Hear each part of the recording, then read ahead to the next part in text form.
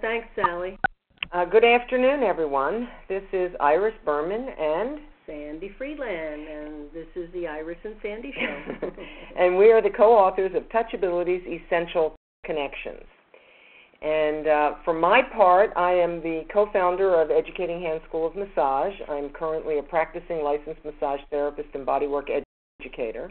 At this time, I am on the leadership team of the new organization, the Alliance for Massage Therapy Education, and historically have been a part of the development of COMTA, the Commission on Massage Therapy Education, Accreditation, and the AMTA Council Schools, and the Massage Therapy Foundation. That's a tough act to follow.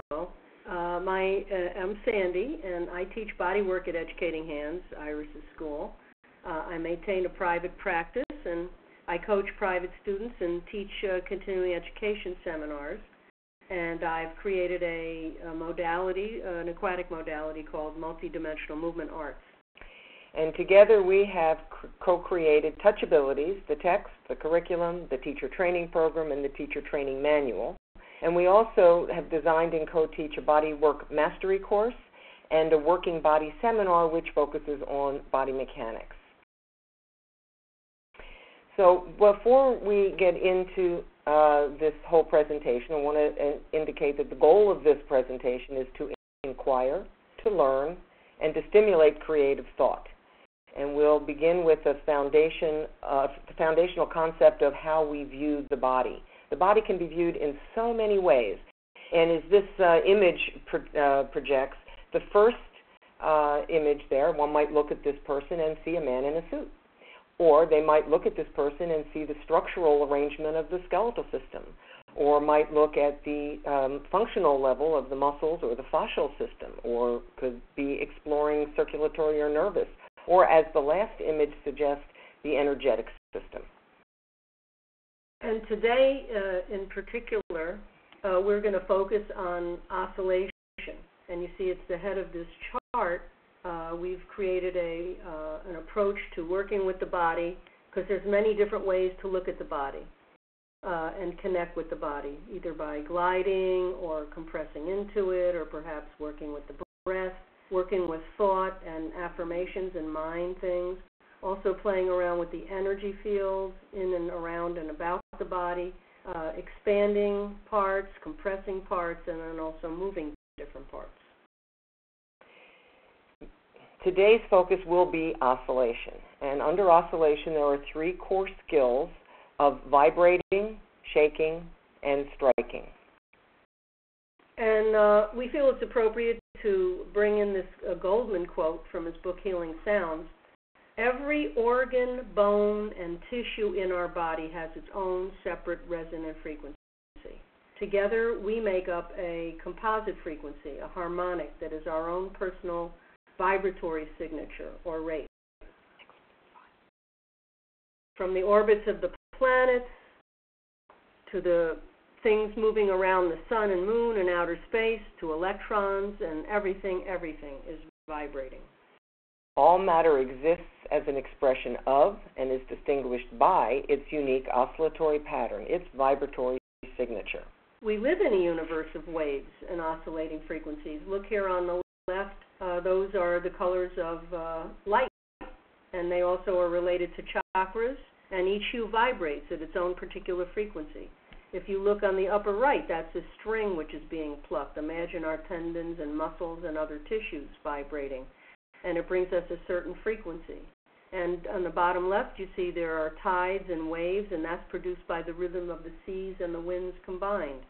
And on the right, of course, you see a single drop of water, and when that drop strikes the body of water, how it reverberates and spreads out in all directions. And we're also influenced by weather patterns: sun, rain, earthquakes, tsunamis, hurricanes, tornadoes. All of these things are the results of global oscillation. So as humans, we've actually harnessed this concept and power of vibration.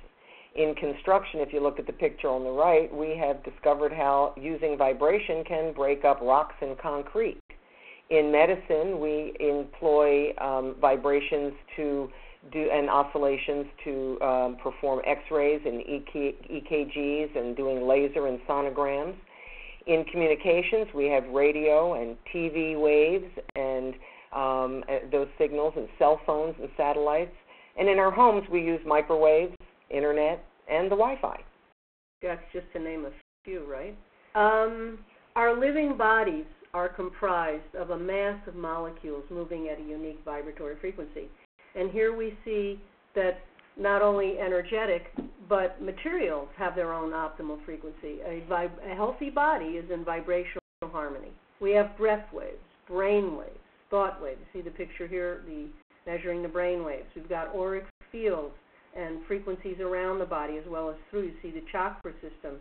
Of course, in this modality and approach, the chakras are related to the endocrine system as well as to different organs in the body. And there again, you see the overlay of the rainbows, the spectrum of light. And if you look on the right, you'll see we can look at the body. We have craniosacral waves, peristaltic waves, thermal waves, as well as the energetic frequencies of the chakras and the meridians and zones and whatever. And just note that picture of the Curlian photography is Sandy. Oh, you gave away my secret now. So not only are we made of waves, but every way in which we touch actually creates waves. Vibrations and compressions put different kinds of signals into the tissues. They disrupt a tension pattern. They calm the nervous system. They numb an area. Gliding skills, such as in the effleurage in the Swedish model, imposes a wave that moves centripetally and encourages blood and lymph to move in a particular direction. Each part of the body actually will be affected differently based on the size and frequency of the wave and the density of the tissue that is being oscillated. Right, and then the tissue influences the way the wave enters and moves through that area of the body. So let's look at some waves here. If you look at the wave on top, you see that it's longer and it seems to be more shallow. And so what we're showing you here is that a larger movement creates a longer, more superficial wave, whereas when we talk about vibration, which is much quieter and it's a smaller movement, it tends to produce a shorter, deeper wave. So oscillation skills link us with the vibratory waves that animate the body and all of its systems. When we put oscillations into the body, it creates reverberations, ripples, and rebound responses. It's as if we are surfing, and both the client and the practitioner can experience this sense of riding the waves of tissues and energetic fields.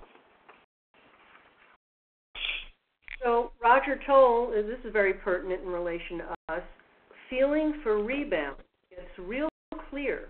You know, if we're rocking somebody and then we sense what bounces back into our hands, we're able to pick up and read with great precision where there may be gaps or blocks in the flow of movement through the body, because when you put the movement in, you can feel where it stopped. We also discover that to accurately perceive the information in a backwash of ripples and waves in another, our own bodies must stay receptive to the flow of waves that we set up.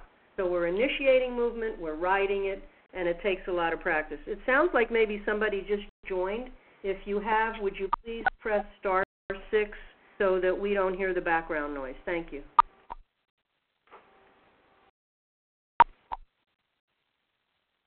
So there are waves that move through the body in every direction, right? In every direction, circumferentially, longitudinally, horizontally. We extend sensors and feelers to slip into these waves. We notice their paths and their patterns. We have sensations of rhythm and flow and swing. All of these things typify the exploration of motion and motility. We experience what's moving, what's not moving, what feels dull and solid, what feels soft and receptive.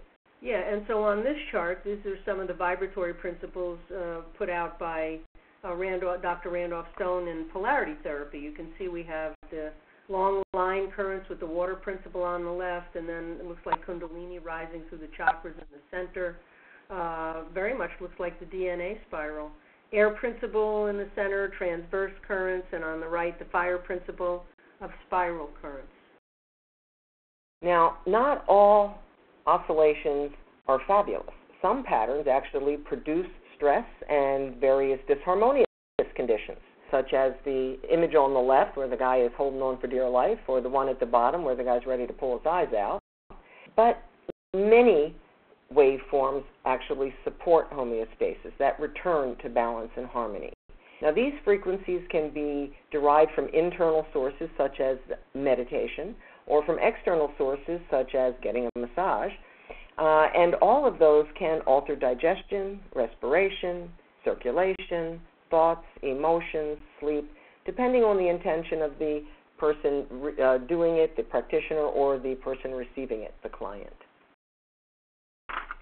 Today, we're going to be talking specifically about vibrating, shaking, and striking. It looks like those second two titles somehow disappeared when we sent the PowerPoint up, but imagine that it says that. So, we'll start with vibration. Vibration is the application of tremulous rhythmic motion. As it is done, it can be done subtly, it can be done vigorously, and the result is a sense of pulsating, of quivering, of trembling, of throbbing, like that. Okay, and shaking here, we're referring to moving something side to side or swinging it back and forth. Shaking is actually a gross expression of vibrating, and it can change depending on the speed and the intensity.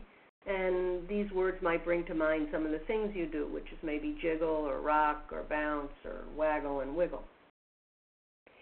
Now, striking is the application of intermittent or broken contact. This is a repetitive contact that ranges from gentle to strong, and it sends waves radiating from that point of contact. It's a little like drumming. I don't know if you can catch it, but maybe your body's vibrating while we're doing the drumming here. This kind of contact creates rhythms and waves that run like signals through the body. And now it is best applied with a loose hand, which adds some measure of control and rhythm to the delivery and helps to make a much more gentle connection. Okay, so let's do a little comparing here. Shaking. Let's go with striking. Striking is a staccato effect, okay? And it's characterized by this intermittent broken contact. Vibrating and shaking maintain a continuous contact. And of the two, of course, vibrating is more subtle, refined, and focused. Shaking is a larger, broader movement. You can see that on the left. So that's a comparison by quality of contact. You can also compare, go back there. Yeah, go back, sorry. I got a little excited. You can also compare by the trajectory of the contact. There is in shaking and most vibration, the therapist moves along a path that is parallel to the surface of the body, whereas in striking, the therapist generally moves perpendicular to the surface of the body. Now, individually and collectively, they have a general impact. That is, that they produce radiating waves that support a wide variety of goals. These waves become signals and patterns of information for every system and every aspect of the body. I can change now, right? Yes. Here we go. So vibrating, shaking, and striking, by their effect, have shared intentions. So let's examine some of these intentions. Therapeutically, oscillation applications can do these things. So imagine picking up someone's arm and rhythmically shaking it and swaying deep into the shoulder joint, maybe rocking and twisting the attachments there and at the elbow and at the wrist. And then the sits muscles start to soften. They open, they release, and then the fascial holding patterns, not only of the shoulder girdle, but of the whole limb begin to dissipate. So by initiating these rhythms and waves and penetrating deep into the tissue, we have some softening, opening, and releasing. Notice the frequency symbolized on the bottom of this page. This is beta. It's very important to realize that in our work we move people into different states of consciousness. And if you notice how tight it is, hopefully all our students are in beta when they're taking our classes, which means they're alert and present. So now let's say you hold the head with one hand and place your hand over and gently vibrate the heart chakra. This nurturing and supportive connection will affect respiration, circulation, thoughts, emotions, because of its calming effect on energetic and emotional planes. An application like this could promote homeostasis, balance, and harmony. Yeah, and the brainwave frequency you hear on the bottom is alpha. That's the state where you're daydreaming. You could be in the room and hear what's going on, but also carrying on some other illusion or diversion in your own mind about going someplace. And you notice that it's still tight, but it's starting to become a little more open and slightly more irregular. Right, yeah. Okay, go for it. So sometimes I open a session by jiggling, rocking, or rolling a leg. From doing this, I get a direct experiential feedback on all levels, physical, emotional, psychological, about the holding and tension patterns, resistance, flexibility, motility. And I even, sometimes during the middle of a session, I will go back and jiggle and rock the legs to monitor the ongoing effects to see if what I've set out to do is actually going to happen. So doing oscillations can reveal patterns in tissues, and it can shift those holding patterns. Yeah, and the brainwave frequency that you see here is theta, which is the dream state. This is where you can dream and healing takes place. And it's much more open and less regular. Right. So let's look at this one here. Maybe moving body parts and constantly relocating tissue and maybe challenging attachments can prevent fascia, joints, processes, even circulation from getting stuck or congested or staying stagnant. Visualize how making all kinds of these swaying and rocking and shaking and striking motions, let's say at the hip joint, can release blockages, maybe move fluids. It could realign and open the acetabular femoral space. It even moves energy along channels and tubes, affecting zones, chakras, and meridians. So the brainwave frequency that you see here is delta, which is deep sleep, and there's not much brain activity happening. You can see how irregular the pattern is and how wide open. So anything that is felt actually activates the exteroceptors and proprioceptors of the nervous system. So if a client is prone and maybe I vibrate and lightly strike or gently shake along the spine, this action could either excite and activate the nervous system or calm and sedate the nervous system, depending on many factors about the quality of my touch. But if I consistently repeat the stimulus, the body may actually adapt to it over time, and there will actually be a reduced awareness and eventually a numbness in that area. I could also employ concepts of neuromuscular re-education when applying PNF techniques, and by doing so I can reprogram the nervous system, and this could reduce pain possibly by interrupting the pain-spasm pain cycle. So it can activate, sedate, or reprogram the nervous system, or it can disorient and reorient proprioceptive mechanisms, and if we do it all very well, we can reduce pain. Well, yeah, as well as do a lot of other things too, right? Yep. So this is the brainwave frequency of REM, which is between alpha and theta, and this is the dream state. And I don't know if you guys know it, but if you ever want to break anybody's resistance down, when they start to see their eyes roll around under their eyelids and they're in REM, which stands for rapid eye movement, you can break their rest cycle, and it leads to deterioration. So, as I was saying earlier, we can have these varying effects depending on certain qualities that we put to the way that we touch. So doing oscillations do require some skill and understanding of these factors that can influence and affect any massage application. So we can vary the speed, the depth, the direction, the angle, the rhythm, the pressure, the size, the location, or the duration of our contact, and by doing so, that creates a different effect. Yeah. Okay, so let's talk here about some pertinent vocabulary. Okay? Resonance. When we talk about resonance, you have a reverberation, and then all of a sudden something which is similar in its own frequency class or range will be coupled to that. So here, for instance, I'm going to strike a tuning fork. When I do this, all the other forks in my collection are going to start vibrating, because the vibration of the struck fork travels to the other forks. So that's what resonance is. This happens in our bones, in our tissue. Imagine tapping on something or shaking something, and it travels throughout the body, and it stimulates similar types of tissue to come into frequency, and which could lead to the next word, which is entrainment. So if we have a dominant rhythm which captures some other rhythms, and then it brings it into a synchrony. So like women in a household start ovulating and having their period cycle all at the same time, or grandfather clocks in a room would, the strongest beat of the clock swing will entrain and capture the rhythm of all the others. So we could gently rock somebody if we wanted to calm them and entrain the nervous system.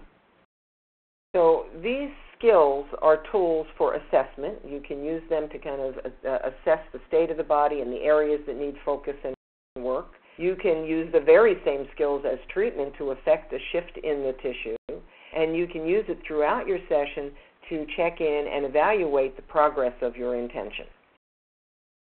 So oscillatory motions can be used to create, to nullify, inhibit, or modify existing wave patterns. So let's do a little recap here of some of the characteristics and attributes of creating waves in the body.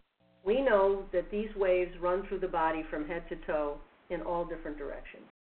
And we know that therapists can use either internal or external waves to influence the body. You can work with what's on the inside and shift it, or you can introduce stuff from the outside. Each part of the body will be affected differently by the size and the frequency of a wave. We saw the size of the larger wave and the shorter wave and how it penetrates more or not. So here we go. The small vibrations will produce a shorter wave, goes deeper. Larger vibratory movements create longer waves. They are more superficial. And then our oscillations can be modified by the qualities of touch that Iris just spoke about. If you go slower, it's more penetrating. It has to do with speed. If you do it for a longer period of time, it has a different effect than if it's shorter. The direction or the angle, pressure are involved. And then we also discussed that oscillations can produce stress and disharmonious conditions, like frequencies, people who live under high tension wires, or sounds or movements that just don't harmonize with the body, and then they can negate or distort or interfere with therapeutic possibilities. We need to be aware of that. Okay, so now it's your turn. You guys have been sitting for 25 minutes or so listening to us talk about this. Let's have you do some experience of it. So right wherever you are, stand up and move your body around. Get kind of, a little bit of motion there. Wiggle, rotate, vibrate yourself. Right, loosey-goosey. A little bit of loosey-goosey. And now I'm going to take you through some specific movements and ask you to pay attention to some of these points. So starting with jiggling your leg. Jiggle your leg and notice what the quality of that motion is. Where do you feel the wave you've just created? And be aware of any movement that you're creating. Okay. Yeah, so stop jiggling your leg. Now you're going to strike your quadriceps muscle. Strike it, whatever. Cup, hack, beat, pound. Okay? Notice, what is the depth of penetration? What does it affect? And how far does your action spread in your body? Okay, let's shift from that, and now tap your sternum. Tap on it from top to bottom and notice how far does that movement go. Does it go through just bone? Does it move through soft tissue? Just notice how far it spreads and where it goes and what that effect feels like. Now let's add a little wrinkle to it. Add some voicing. Just go ah with your tapping and notice if that makes a difference in the quality of the experience that you had in the first place. Yeah, are there any restrictions, and then how far does it go? Does it spread any differently? What's the effect? Okay, so bring that to a close. Now beat the fleshy part of your buttocks. Put some sense into yourself, right? What's happening? Okay, does it spread? What does it do? Is there any movement in other areas of your body, and what's being affected? Okay, let's make that larger. Stop beating your buttocks and now shake your hips. Take that same tissue and move it from a different angle and notice what the experience is. How does it move now? How far does the sense of that vibration and that oscillation spread? What is the effect? Okay, so now sit down for this one and take your hand loosely and place it over a kneecap. And then very gently vibrate. Make very, very small oscillatory movements and vibrate your knee back and forth. With your whole hand. Whole hand. See what happens there. Okay, what's the effect? Does anything change over time? Where does it go? And now remove your hand and just put a few fingers there, let's say on the patella tendon. And keep doing that same kind of vibration and notice the difference. Does it go deeper? What's the penetration? Is it more diffuse? Where does it go? What tissues do you feel it in? Yeah, is there a different effect between using a whole hand or just using something pointed? Okay, and now stop that. You're going to create waves in your auric field. Maybe you're brushing, 2 or 3 inches around your head or your body. You're clearing things. Maybe you're putting something in or smoothing it out. Notice. Is there any movement? And then, of course, how does it feel? Did you come across any kind of restriction? Feel any temperature change? What's happening? Send some good love to yourself. Okay, so now step back and we'll speak a little bit more. What kinds of modalities employ these kinds of skills? Just about every one of them, actually. We all know Swedish massage, and Swedish massage absolutely uses these in 2 of their primary techniques of vibration and tapotement. Traeger, of course, uses rocking and shaking as a primary tool, and Doeen is striking all over your body. Using that. And there's lots of different kinds of vibration therapy, tons of them. There are tuning forks, and then if you see the picture on the right, there is a vibration platform that if you stand on it, it puts certain frequencies into your body. There are water therapies. Boy, the water can use this skill in so many ways. By having a waterfall that will pound on you, or having you move through the water. Your easiest way to move through the water is in an oscillation waveform pattern. We got jets. You can use jets that hit you. Blitzguts, the hose. Yeah, that would be outside of a pool of water, but still getting that pounding water that creates frequencies. There's lots of different forms of light therapy also, using sunlight or far infrared or near infrared or ultraviolet light that will put certain vibratory frequencies into the body. And then our classic bodywork styles of shiatsu, chair massage, lomi-lomi, geriatric, and on. Everyone you can think of has probably uses some form of oscillation skills. And to do a little wrap-up here, what we presented for you today are these 3 skills of vibrating, shaking, and striking, which in our paradigm fall under the big skill of oscillation. Vibrating, again, was just applying the tremulous rhythmic motion. It's a smaller, quieter motion.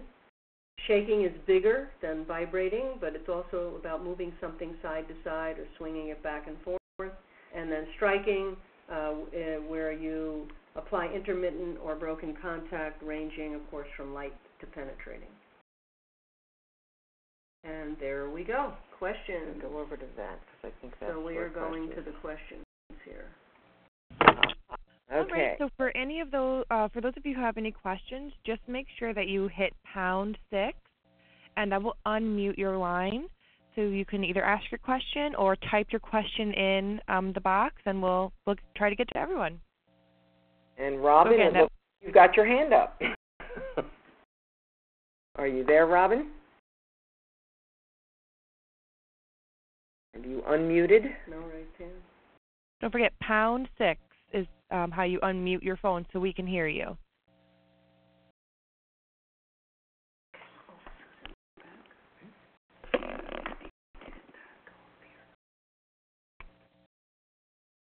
So does anyone else have any questions? So good to know. Here we go. So Robin is raising her hand again, but if you've got yourself unmuted, we can hear you.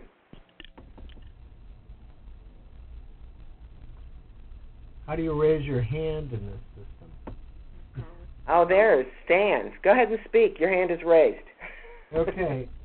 Iris, this is one of the major skills in your Touchabilities book. Are you guys doing a series of webinars that focuses on the other components as well? Yes, we do have that planned. We're going to do kinetics next, I think. But yes, we will go through all of them eventually. Great. And thank you for pointing. If this is for anybody who, I see a couple people on there. I know that Susan is using the book and others of our teachers are using it. For those of you who may not be familiar with the book or not familiar with the concept, this is not a new modality. It is an intent to lay a stronger, broader, fuller modality the foundation for all modalities. And that's why we pointed out that just about every modality uses these kinds of skills. And it's an important thing just to realize this is about bringing together and laying a new underpinning so that all modalities share an equal footing and have more respect, I think, from amongst the people who aren't particularly doing that modality. This is a meta model which is all-inclusive, and it holds the scope of all the different modalities because primarily we're all doing the same things. The trouble is we're calling them by different names, and nobody can talk to anybody because you think you got something new and different and blah, blah, blah. But it's not so much that there shouldn't be these distinct modalities. They absolutely should. They're just the variations on artistic expression of all the things that are possible.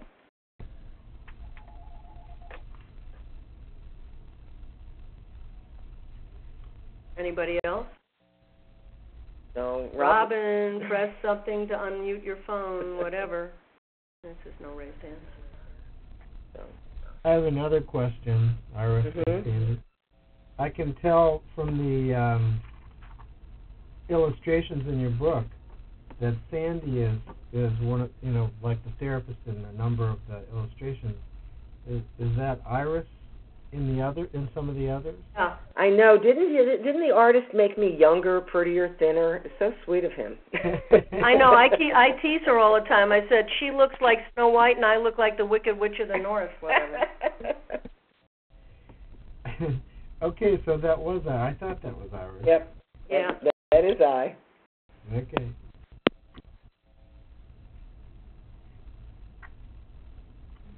Okay, so do we have any more questions on the line before we end our webinar? I've got another one. I seem to be the only one answering questions. I'm trying to wait, but I don't want to stop if you don't mind taking more questions. Keep going. What kind of response, what kind of acceptance are you getting from folks who, in the field, that to accept these as basically generic terms that could apply to all technique? What kind of penetration are you getting with this? Well, it's an interesting thing. Philosophically, people accept it. They think it's a great idea. They see it. There are some people like Susan Beck who is starting to use it, and a couple of other schools that have started to use it. We actually did a seminar at a community college in North Carolina and trained the whole staff, and they start using our book and everything too. So there is the philosophic level, which has a great deal of acceptance. Then there is the practical level, where to integrate these concepts into a program, one needs to be willing to shake up their presentation history and be willing to integrate it in some way, either at the beginning or somewhere down the road of the course. So it's a mixed bag. I think its time is just about ready to happen. So, and I'd love to hear questions from these other schools. There's a number of other schools on the site here, and if anybody does have questions on that, it would be delightful to hear. Thanks, Iris and Sandy. It was great. Thanks, Dan.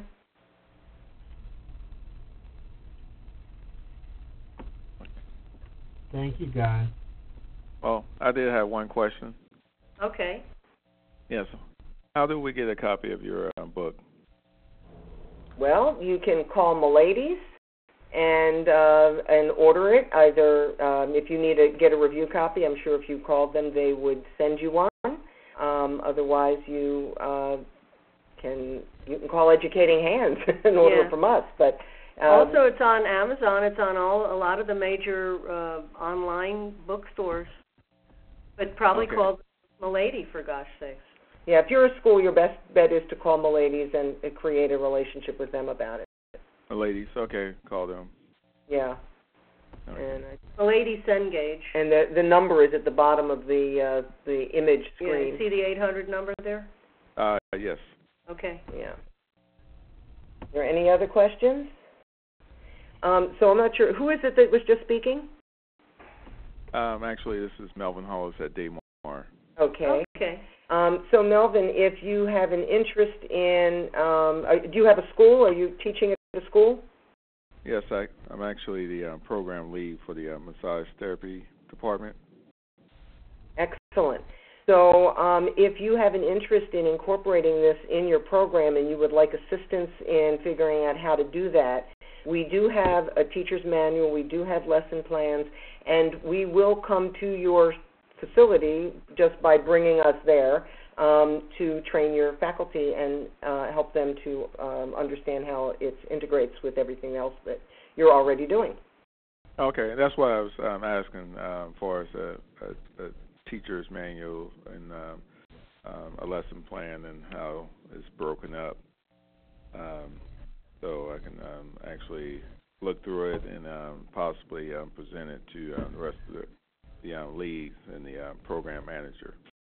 Excellent. And if, like I say, if you want assistance with that, we're available to help you. Okay. Yeah. And our contact information is in the front of the book. Okay. I think also in the back of the book. It might be in the back of the book. Whatever. Somewhere. It's there. Okay. All right. Sounds Thank good. you. Are there any other questions?